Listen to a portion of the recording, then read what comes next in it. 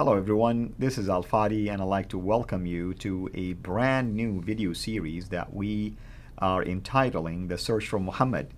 And this title was intentionally chosen by Dr. Jay Smith, whom I always had the honor of having here with us in studio, and he will be joining me shortly to go through this particular topic. Obviously, when we say The Search for Muhammad, it will give the impression that we are searching for a character that is unknown. And when we talk about Muhammad, traditionally speaking, again, I want to emphasize, traditionally speaking, it is perceived that he has existed for 1400 years, that if you want to learn anything about him, you can always go to the Quran, or you can go to the Hadith, that is collection of his own sayings, and better yet, you can go to his biography. However, what you will discover along the way during this video series that Dr. Jay Smith, and I would tend to agree with him, will highlight a lot of controversial dates, geographical locations, and even things related to the origin of this character. Of course, I don't want to jump ahead of myself, but I would like to also remind our viewers that the topic about the existence of Muhammad is not new, at least from the perspective of what we are trying to do here, myself and Dr. J, because back in 2012, a gentleman by the name Robert Spencer published a book that was titled Did Muhammad Exist? And you can see it right here. And I'm going to put it also in front of me just in case for the focus. And this was the first edition, and I say the first edition because right now we are in 2020, and Robert Spencer is in the process of publishing the second edition of this book in 2021. In fact, we will be having Robert Spencer with us in one of the live streams that are coming soon, which you can go back and watch, titled also The Search for Muhammad, where he will be engaged with us to discuss this book and discuss also the new discoveries that Dr. Jay Smith have been unpacking. With that in mind, and without further ado, I want to welcome Dr. Jay Smith here to the studio. Dr. Jay, thank you so much, as always, for being here with us. Always good to be here. Thank you so much for inviting me. And this is a topic that is controversial. I can understand why. Just the title itself, The Search for Muhammad. Hold on a minute. What do you mean, The Search for Muhammad? We already know who he is. We know all about him. We have his biography. Right. We have his sayings. We have also the traditions that support him, the tafsir and the tahriq. All these, this doesn't make sense. And you'll hear this come back. Mr. Smith, come on, Al Fadi, you already know who this guy is. We've all learned about it. We've had him in our history lessons. Please, what are you asking about? And that's why this book was so groundbreaking. When he came out in 2012 and he asked this question, did Muhammad exist? That caught everybody by surprise. Since when can you even ask that question? And is he just piggybacking on did Jesus exist? Is that all he's doing? He's playing the Mickey on the Muslims? No, he wasn't. He was asking a very pertinent question. But this is 8 years old. This is 8 years old. Let's now jump to the 2020. Today now, we have an enormous amount of new evidence that is supporting what he was asking back in 2012. We came a long way. Absolutely. Yeah. Now, what I want to do is let's go in and introduce why we're even bringing this up. And this is something that really shocked me when I started getting into this type of material 25 years ago. In 1994, 1995, I was there in London. I was studying under Dr. Gerald Hawting at the School of Oriental and African Studies, and the question came up in that class concerning everything we know about Muhammad, his life. Well, let's just look at his life. So let's go to the slides, and let's bring the slides up, and let's look at the timeline. You can see a timeline there. And let's put we're going to talk about the emergence of Islam according to the Islamic traditions. The first thing we know is, according to the traditions, the traditions would be the Sirah, the Hadith, the Tafsir, the Tahriq, those four genre of traditions. They all say that Muhammad was born in 570. There's the date there. But what about when the Quran was actually revealed? We know that wasn't revealed until 610, according to the traditions. I'm going to keep saying that, according to the traditions. And then we were told that he suddenly was woken up in the middle of the night in 621, and he was told to get on the back of a winged horse called the Buraq, and he was flown up to Jerusalem. He was there living in Mecca. where he learned about the 50 prayers, which he then whittled down to 5 prayers, bouncing back and forth between the 7th and the 5th heaven, comes back down to Jerusalem and heads on back down to Mecca. So that's in 621. And then in 622, he moves from Mecca to Medina, known as the Hijrah. We're then told that he came back to Mecca, conquered it in 630, and then suddenly he dies in 632. So that is Muhammad's life. That is the narrative we have been given. That's the only narrative we have ever been told about his life. Now, I'm leaving an awful lot out just for sake of time. That's just the bare bones. But then we're told that after he dies, possibly by poisoning, Abu Bakr then takes over. So he rules for 2 years, and then he dies peacefully. He is replaced by Umar, who really only is able to be on the throne or as a caliph for 10 years. And then he is killed. So Uthman comes to power, and he rules from 644 to 656. While he is ruling, then the Quran is finally written down. It was compiled in 652, 650, 652, that time period. That's the Quran that we have in our hands today, we're told. This is what we're told. This is what the traditions say. And so he is killed in 656, and then Ali comes to power, and he is the last of these, what they call the rightly guided caliphs, the 4 caliphs, the Rashidun period. Yeah. There you go. So there it is. Look at the timeline there. That is the only narrative we've ever been given. Now, are you happy with that? Are you happy with those dates? Are you happy with what you've seen right there on the timeline? Well, I mean, this is what I grew up learning. This is what almost every Muslim who doesn't want to believe in anything outside of the tradition would disagree with this, because they accept these dates as if they are set in stone. Okay. Where do you think this story comes from? Where do you think all these dates come from? Where do you think all these events that we have just seen up there on that timeline, where do you think they were written down? Or where would you like them to have been written down? Or let me say when. Not where right now, but when. When would you have liked them to be written down? I mean, now, looking back, you would have loved for these things to be written almost immediately or within the lifetime of Muhammad, or like right after. Yeah, by an where eyewitness. You have eyewitness accounts. Like we have with Jesus Christ. Exactly. We know that when Jesus, or when he was speaking, when he was talking, when he was moving around, he took a pile of disciples, 12 disciples with him, and 2 of them, John and Matthew, wrote down exactly what they remember seeing, and they wrote down what they remember hearing. That's right. And they wrote while they were still living. Obviously, otherwise how would you be able to write? So those were written within 40 to 60 years after Christ's death. And the other 2, Mark and Luke, got it from the eyewitnesses. So you have 4 testimonies of Jesus' life, 4 testimony of what he said and did by either the eyewitnesses or those who got it from the eyewitness, right? That's correct. No problem there. That's correct. So we would demand, I would assume the same thing of Islam, certainly about the companions of the Prophet. They should have written down what he said and did, right? Yes. Within their lifetime, not his, obviously, because he died in 632. Let me show you what we now know. And I'm going to go back to the timeline. So let's go to the next slide, and let's look at this timeline here.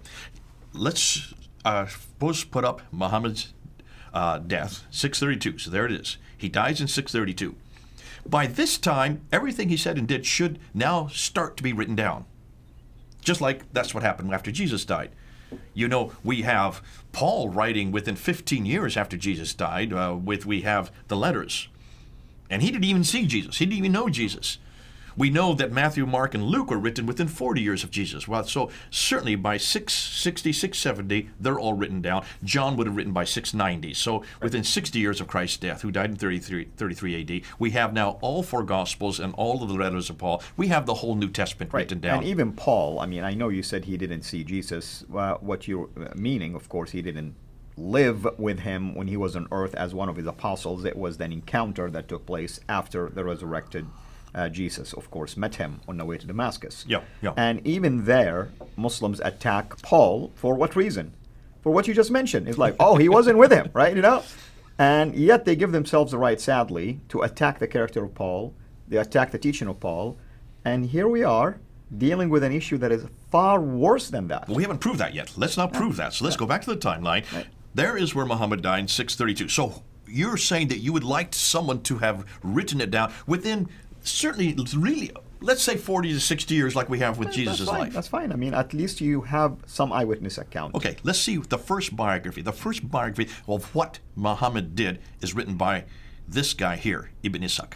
Right. Look at his date, 765. 140 years already, or 30 years after Muhammad's death. That's a problem, isn't it? I mean, it's impossible that Ibn Ishaq lived for that long. No, he did not live for. It's obviously he was not living when Jesus was living. He did not know. I'm sorry. Well, Muhammad. Jesus, of course, Muhammad was living. Right. He would not have known him. He would not have seen him. He would not have heard anything about him. That's right. So you cannot say he's an eyewitness.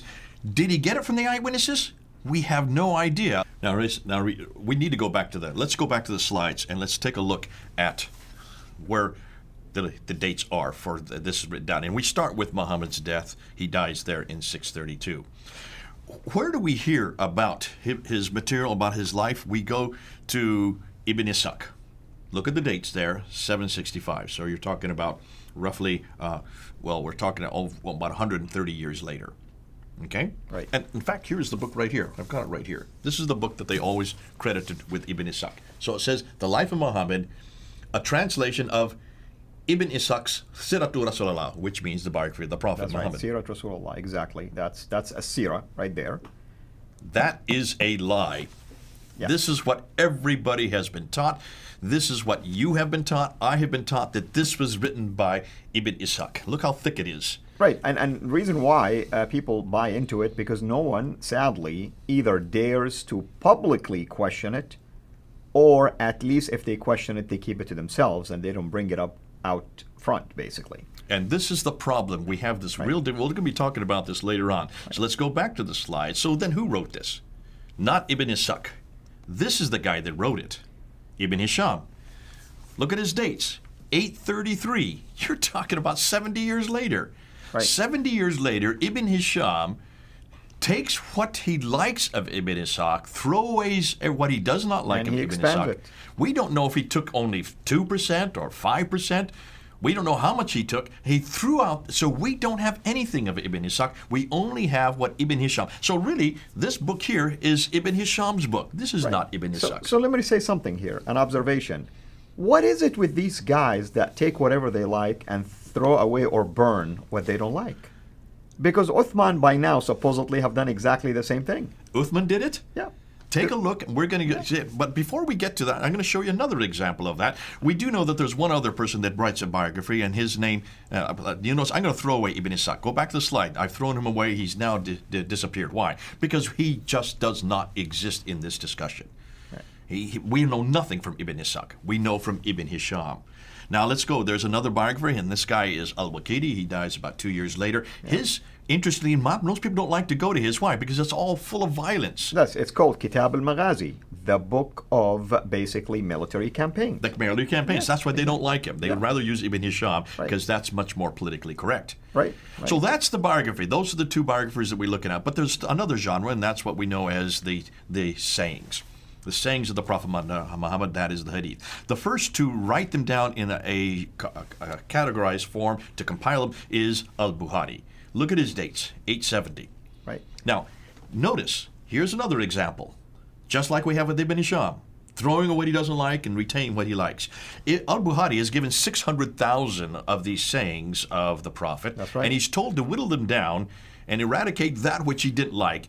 From the 600,000, he whittles them down to 7,397. With some repetitions in them. Yeah. In fact, if you look at the old repetition, it's just down to around 2,000 unique ones. But from 600,000 down to 7,000, that's basically he's thrown out 98%. And his reason was? Because they are inauthentic. Suspected fabrication. They're fabrication. Yeah. Who says they're fabrication? How does he know what's fabricated? Look at his dates again. 870, that's 240 years after the fact. And another thing, Jay, I mean, now I'm going to be this critical guy who's going to sometimes challenge some of the things you're going to mention, sometimes point out things for the benefit of our viewers. We know Muhammad existed and died in 632 because of these sources. Only because of these sources. That's right. So everything we know about Muhammad's life, his death, about him moving from Mecca to Medina, about his wives, all these things that we know about concerning the background story that is not in the Quran, you have to get all this background story, all these 9 volumes of hadith that we have for Al-Bukhari alone. That 7,397 still make up 9 volumes. What happened to the 98% he threw out? And where is it today? Wouldn't you like to look at it? I would like to look at it. Exactly. So there has been a mass censorship that has gone on. But he's not the only one. Let's go back. Let's go back to the timeline. You also then have Sahih Muslim, who died in 875. Then you have Al-Tirmidhi, who dies in 884. Then you have Ibn Majah, who dies in 887, followed by Abu Dawud, who dies in 899, and then An-Nasai. I should let you read their names because my Arabic is desecrated. No problem. An-Nasai. So these are the Sunni, basically canonized hadith, if you wish, sanctioned hadith. These are the 6 canonized ones that are supposedly Sahih, means perfect. That's right. Now, that's not the only genre. There is two other genres that come up, and there we'll put them in brown. The tafsir, which are the commentaries on the Quran, and then you have the tariq, which are the histories of mankind. Those are the 4 genres. Who is the first to write down the tafsir and tariq? Well, it's this character right here, At-Tabari. Exactly. But look at his dates. I know. That's the 10th century. It's fascinating. In fact, Muslims point us out to Ibn Abbas, and they say, well, Ibn Abbas is the father of tafsir. He might be, but we don't have any of his writing. No, and we're dependent on people like Al-Tabari to report us. Exactly. Again, it's the same thing that Al-Bukhari did. It's the same thing that Ibn Hisham did. They just reported what they wanted you to know. They just took what they considered to be the narrative that they were interested in, and they threw out anything that disagreed with it. Yeah. So basically what we're saying is everything, and let's look at the timeline here, everything we now know about this man named Muhammad, about how Islam began, how about everything began, it is not beginning to be written down for 201 years. Here's another thing I wanted to mention just quickly about the tafsir, for instance, starting with Tabari. 300 years later, you get to another gentleman, Al-Qurtubi, okay? And here is what you discover between Tabari and Qurtubi, is that you are going to notice that Tabari starts giving opinions not supported by, for instance, hadith or anything like that. You get to Qurtubi and they start picking up on backing up their claims with hadith and with tafsir and things like that, with Quranic verses. Why? Those things have established by then. Now they have things to use as pretext for their opinions. Mm-hmm. I mean, everything is pointing to something that took place in this gap. Obviously, and we're going to get to that because go back to the timeline. I want to show you something else. When we get back to the timeline, let's just go and take that 200 years out and let's replace it with this guy here, Abdul Malik. Abdul Malik is the one that we have been saying for the longest period. You and I have mentioned this a number of years ago, that this guy is the one that introduces the Shahada there on the coins and on the Dome of the Rock and also on the Caliphal Protocols. Look at his date, 692. So we're talking about 141 years after him that you start to get this narrative that he is introducing, right? But I want to go even one step further. I want to bring up Abbasids. The Abbasids come to power in 749. As we go through this series, I'm going to keep coming back to this point. It's the Abbasids that we need to give credit to, because the Abbasids are the one that actually create this new narrative. And they have a problem with the Umayyads, including Abdul Malik. They have an enormous hatred for anything that came earlier. They hate the Umayyads. They want anything to do with the Umayyads. So really, if you're going to talk about this new narrative that is now being introduced by Ibn Hisham, Al-Waqidi, Al-Bukhari, Sahih Muslim, Tirmidhi, Majah, Dawud, Nasai, and also Tabari, you need to go back to when did this all begin, and you need to go back to the Abbasids. Now let's look at the timeline again. Look at the Abbasids, it was 749. Under their watch, basically. Absolutely. Yeah. Ibn Ishaq is the one that first comes. He is the first one that introduces that narrative in 765. But Abbasids are 84 years ahead of this. They're 84 years before it actually gets categorized. Let's go put up and let's make sure, let's remind ourselves about our good friend Ibn Ishaq, who we haven't used before. His narrative is a good 68 years before they finally get the one that they want really codified for the whole world to see. Mm-hmm. So can you see, we're not talking about 5 or 10 years, we're not talking about 22 years like Muslims like to believe, that everything happened in a 22-year period from 610 to 632. No, we're not. We're talking 200 years later, but not just 200 years. Even by the time the Abbasids come to power in 749, that Ibn Ishaq was the first one to write down that story of this man that they're going to create as their prophet. We're going to tell you why they had to create him as a prophet. That's yet to come in other episodes. But even his is not good enough. Another 68 years, they finally come up with the canonized form of who this prophet is, and that's Ibn Hisham. Now can you see, it takes him another 40 years to even start introducing his sayings. His sayings don't even come into appearance until 870. That's 240 years after Muhammad, Right. but it is a good century and 130 years after the Abbasids come to Earth. So almost everything that we're going to be doing through these episodes has to do with the Abbasids. Remember that. We're introducing this at this time. Now, what I want to do is I want to show you one other thing. Let's look at the directions. Let's look and see where these guys came from. And maybe we can put that into another episode. Absolutely, absolutely. What do you want to show? You want to go ahead and show us now? Well, let's go ahead and do it. Yeah. I want to show you this here. Look at the slides again. Take a look at the problem of distance and direction. When you look at this, you will notice that the Islamic traditions say everything happened in Mecca and Medina, these two cities down here. That's right. All of the traditions, that includes the Sirah, the Tafsir, the Tahriq, the Hadith, they all say it happened in those two cities that are circled And the in green. Ottomanic basically recension took place there, and the decimation of the Quran took place from there. I mean, that's the what they're tradition. telling you. That's right. Look how far south they are, all right? Right. I'm going to say absolutely not. And this is where people need to start looking on a map and show where all these guys who are writing these things, where these guys came from. Let's start with our good friend.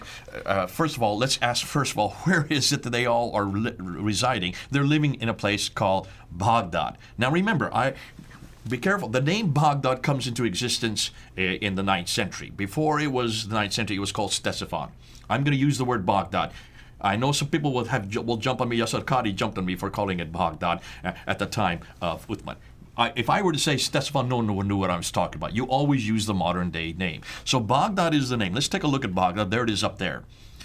Fascinating. It's 1,800 kilometers north of Mecca. That's a huge distance.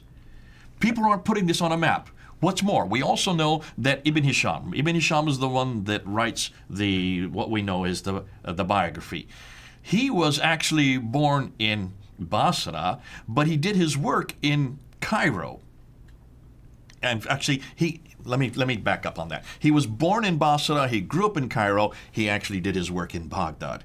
So take a look at those 3 dots there. We do know that Cairo is a good 1,600 kilometers from Mecca, and we know that Basra is a good 1,800 kilometers from Mecca. Huge distances we're talking about here. Right. None of these guys, so far, have been down in Mecca, Medina. They're much further north. What about, let's talk about Al-Bukhari. He's the one that writes down the Hadith. He's from Bukhara. And where is Bukhara? Well, Bukhara is what is today Uzbekistan. And Persia, today is and Uzbekistan. There it is beyond, on the map. There you go. Back then, there was no Uzbekistan. That's just for modern people. Bukhara. That's why he's known as Bukhari. From the name, his name is given. Now, how far is that from Mecca? Well, that's 4,200 kilometers from Mecca. Right. Let's talk about Al-Tabari, who is the one that introduces the tafsir. He is from Tabaristan, which is in northern Iran today. Right. Northern Iran today. It wasn't called Iran back then. I have to keep on hedging my bets now because I know I'm going to get people saying, you don't know what you're talking about. You're talking about the wrong name at the wrong date. Back today, it is Iran, but back then it was called Tabaristan. And that's why he's Al-Tabari. He is from the place where he comes from. How far is that from Mecca? 2,800 kilometers. What does that mean?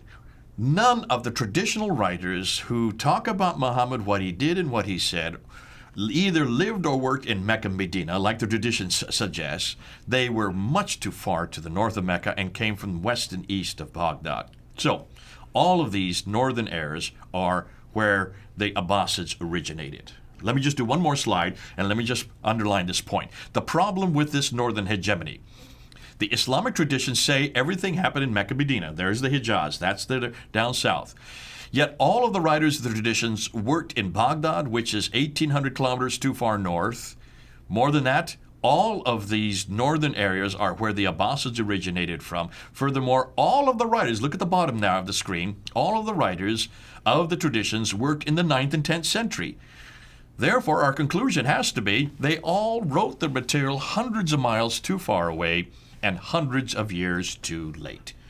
Can you see then why we're bringing this up? I knew about this back in 1994, 1995. Dr. Gerald Haunting was bringing this to our attention back there in class, and I said, well, why aren't Muslims telling us this? When they talk about the companions were the ones that wrote this, no, the companions didn't write this. None of the companions who were there at the Muhammad's time wrote this down. Mm-hmm. These were all characters who lived hundreds of years later, 200 to 300 years later, and too far north, hundreds of kilometers away, thousands of kilometers away. Right. And that's why there is a science called the science of men, ilm al-rijal, to try to authenticate what these men, the narrators, have been saying. Why? Because you have a long gap, almost 200 years, and now you have to justify if this guy is reliable or not. Going backward. Everything is pointing to going backward rather than forward. Going backward than forward. Exactly. What I want to do in the next episode is talk about the Quran next. We've looked at the traditions, we've looked at the tafsir and the tahriq, we've looked at the hadith, we've looked at the sirah. Now we ask the same question, what about the Quran then? Right. Okay, that's going to be the next one. We will. Just for the record, folks, we're doing this in December of 2020. And I say this, Jay, because things can change drastically. You're hedging your bets. You're really protecting yourself because people can come back and say, you said this. And this is the difficulty with historical criticism. Right. Because of the fact that new things come to fore, we're always scratching. Remember, we always say this, the more you scratch, the more you find. The more you find, the more we shine. The more we shine, the more they whine. Oh, how sublime. This is the problem. It's great because we love all the stuff that we're scratching and bringing to the surface. But as we bring new things to the surface, we got to follow where the evidence leads. And the evidence is going to keep changing the narrative.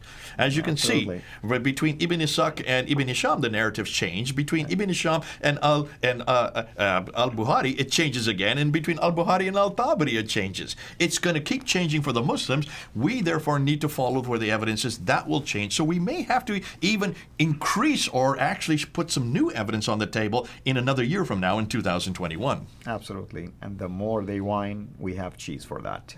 And that's what we do here for a living. Everyone, thank you so much. Hopefully you're enjoying this introduction of the series. Imagine now how the whole series would look like. So until next time, hold on to your seats, and hopefully you are going to share about this with all of your friends on social media. And also we encourage you to share these videos and repost them on different channels because we want this knowledge to spread everywhere. Until we meet again, have a blessed day. Thank you so much for taking the time to watch this video. We can't make these quality videos without the help of partners like you. So please consider becoming a Patreon supporter today at patreon.com/Sira International. I want to make sure you always get notified when we release a new video. So please click the bell to be notified, and of course, make sure to subscribe to this channel. If this video was helpful to you, please click the thumbs up. Thank you.